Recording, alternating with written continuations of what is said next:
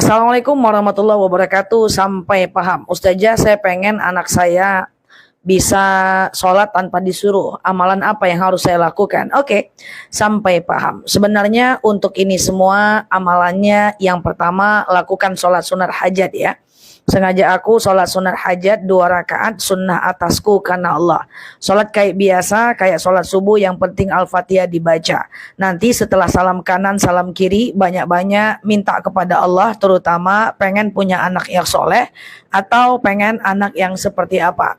Kemudian yang kedua, jangan lupa berdoa ya. Doa supaya anak kita jadi anak yang soleh. Apa doanya? Rabbi habli minas salihin. Rabbi habli minas salihin. Rabbi habli minas salihin. Ya Allah, jadikan anakku golongan anak yang soleh. Nah, kemudian yang ketiga, percayalah bahwa cara yang ketiga, bahwa yang memberi hidayah adalah Allah, bukan kita.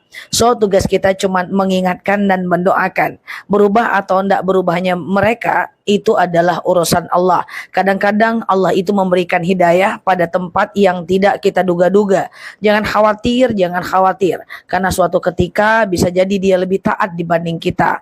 Tentu kita punya harapan yang besar. So, langkah yang ketiga adalah jangan terlalu difikirkan, yang jelas kerjakan bagian kita.